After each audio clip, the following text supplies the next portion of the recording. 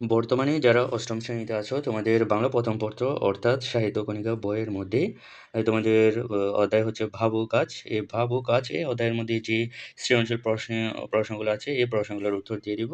তো দেখো তোমাদের বইয়ের মধ্যে ২১ পৃষ্ঠার মধ্যে যাও। ২১ পৃষ্ঠার মধ্যে তোমাদের যে একটা সৃজনশীল আছে, এই যে সৃজনশীল প্রশ্ন, এই সৃজনশীল প্রশ্নের উত্তরটা দিয়ে দিব।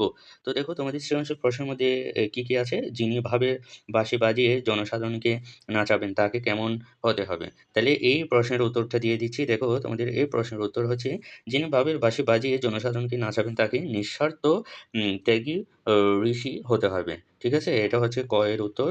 তো এরপরে তোমাদের খ এর মধ্যে কি বলেছে দেখো, লেখক স্পিরিট বা আত্মার শক্তিকে জাগিয়ে তুলতে বলেছেন কেন?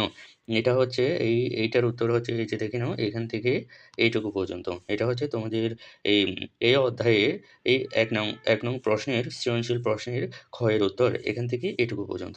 তারপরে দেখো তোমাদের বইয়ের আ গ প্রশ্নের মধ্যে কি বলা আছে? অধিভুক্ত বাহু কাজ প্রবন্ধের যে দিকটি নির্দেশ করে তা বর্ণনা করো। তাহলে এটা বর্ণনা করতে হবে।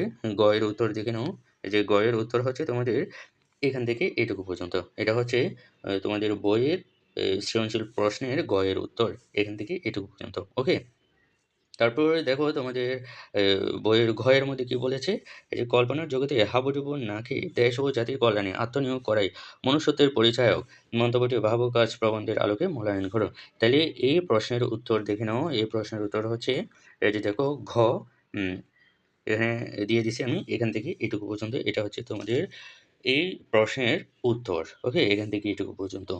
তো দেখো তোমাদের এই অধ্যায়ের মধ্যে যে সৃজনশীল প্রশ্নগুলা ছিল, সেই সৃজনশীল প্রশ্নের উত্তরটা দিয়ে দিলাম। তো ঠিক আছে? এটাই হচ্ছে আজকের ভিডিও।